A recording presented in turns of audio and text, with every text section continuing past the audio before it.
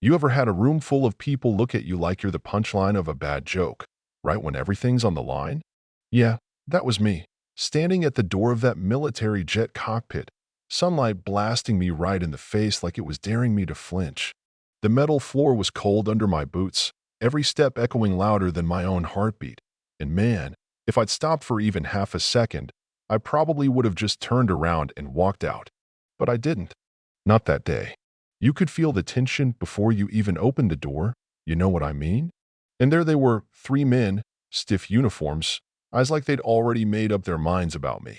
I gave a nod, tried to keep it cool, but I could see it all over their faces, especially the old guy, the colonel, gray hair, gaze sharp enough to slice steel. "What's this girl doing here?" he muttered, not even trying to hide it. Not that I hadn't heard worse, but it stung a little extra coming from him. I kept my face calm, though. Just like they taught us. Don't let MCU sweat, right? Weeks of prepping.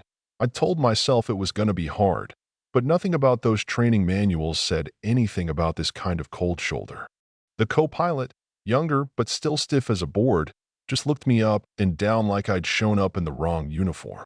"You don't belong here," that look said, plain as day. So I introduced myself, clear and steady Lieutenant Casey Monroe, assigned second pilot for today's exercise. Not that it made a dent. Colonel barely glanced up, papers shuffling like I was just another checkmark on a list. "Fine, sit there. Don't touch anything till I say," he said, and I could practically feel the ice settling on my skin.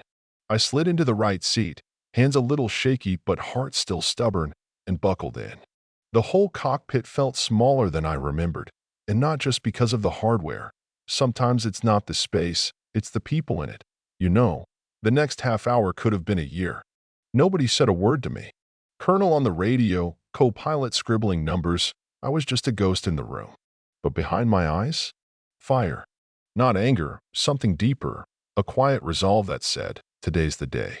I caught myself looking out the window, the clouds rolling by, and somewhere inside I promised myself, you're gonna show them. Then, out of nowhere, the radio crackled. Weather warning, visibility dropping under 300 meters, storm coming in hard from the northwest. 1 minute the sun was blazing, next minute it's gone, clouds darkening the runway like a curtain dropping on stage. You could feel everyone's nerves ratchet up a notch. The co-pilot, Brimmer, kept glancing at the instruments, right hand trembling just a bit. Not from cold, just from knowing what was coming. Colonel said, visibility below minimum, we have to divert or switch to visual approach, his voice not as steady as before. I studied the readout, winds over 40 knots, rain, almost no visibility. We're landing blind, Brimmer muttered, more to himself than anyone. The words just sat there in the air, heavy. This was no drill. Simulators are one thing, real life, different animal. Colonel finally turned to me, eyes narrowing. "You heard the situation. Think you can handle it?" Not really a question, more like a challenge. I nodded. "I can do this." And I meant it. For a second, I thought I saw something flicker in Brimmer's eyes, maybe a bit of hope, or at least less doubt. We started descent, runway 23, GPS showing 12 minutes out, but outside it was all just gray soup. I placed my hands on the yoke, feeling every beat of my pulse on my fingertips, breathing slow. No panic. Just fly. Just breathe. Tower came on again, cleared to land, crosswind warning, and Colonel took the controls, but he was tighter now, short movements, voice clipped. And right then, I understood. Everybody gets scared when the sky turns ugly. Even the old guys. Maybe, just maybe, today wasn't about proving anything except that you've got the guts to show up. Colonel was holding the yoke, but the wind was tossing us like a toy. Gusts slamming the plane, visibility dropping under 250 meters now. He looked over at me, then, not barking orders but asking, "Want to take over?" A test, or maybe just tired of fighting. "I'll bring her down," I said, hands steady, voice not even shaking. My eyes locked on the instruments. Then, just as I started in, lightning cracked overhead, thunder rolling, plane shaking so hard it felt like the bolts would rattle loose. Brimmer yelped as we dipped. Colonel grabbed for the yoke but stopped, watching me. Trim, nose up, hold RPM, my hands moving from instinct now. Simulators had nothing on this. "Here," You mess up.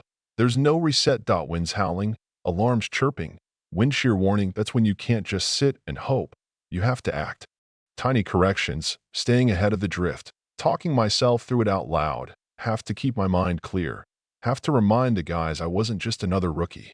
For a heartbeat, the clouds broke, runway flashing in the gray, just long enough to nudge us back on track. 1,200 feet, I called, almost there. Another jolt. The whole cockpit rattled. Brimmer hit his head on the bulkhead. I held on, harder than ever, closing my eyes for a second to shut out the chaos, then snapped back. One last push. Colonel's hand hovered, old habit, ready to take over. But something stopped him. He saw I wasn't afraid. My hands weren't shaking. My breathing was calm. Maybe, for the first time, he realized this wasn't luck. It was me. I caught him watching, his guard slipping. Brimmer was pale but silent, looking at me differently now, like maybe I actually belonged. Seconds stretched out. Outside, lightning flaring, rain hammering the glass. But inside, it was quiet, like time stopped. I was whispering numbers, 3 degrees left. Keep descent steady. Flaps to 2. Colonel's frown softened. He was seeing the real work, not just a lucky break. And then, yeah, I had tears in my eyes, but not from fear. Sometimes, pressure just squeezes the water out of you, you know? I pressed my forehead against the headrest for a heartbeat, then whispered, I'm flying for every woman who never got the chance, for every shadowed seat. Colonel heard it. I know he did. Something shifted. Not trust, not yet, but respect, just the start of it. And suddenly, the ground came up hard, fast, no more room for doubt. 3 feet, Bremer whispered, the only sound. Colonel's fingers twitched, but didn't grab.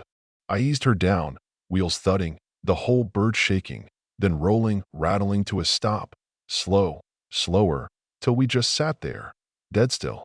For a moment, nobody breathed. I looked over, Bremer, eyes wide, nodding just a little. Colonel, no words, just a long look, something soft in his stare. For the first time, he saw a pilot, not a problem. My hands unclenched, sweaty from effort, not fear. Radio crackled, landing confirmed. Good job. Nobody answered at first. It was like we all needed a second to realize we'd made it, me most of all. Colonel finally spoke, quiet. You did it. Not a compliment, just a fact. I let out a breath, smiled, couldn't help it. I'd landed, sure, but I'd also broken through past every wall they put up. Rain eased, sun slicing through a break in the clouds, like even the sky was clapping. Colonel got up, came over. This time, he saluted me, not by the book, but for real, respect earned. You didn't just fly, he said, voice rough. You saved us. I nodded, tears running hot, but this time it was pride, not pain.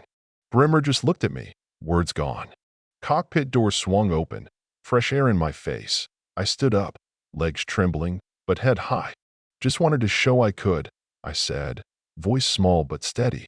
Colonel stepped aside, made room, not just on the ground, but in his world. As I walked out, everything felt different, not because the world changed, but because I did. Sometimes, one moment is all it takes for people to finally see who you are. Respect's not handed out. You fight for it. You prove it. You earn it. So, what would you have done in my place? Would you have taken the controls, or let someone else decide your worth? Let's talk about it.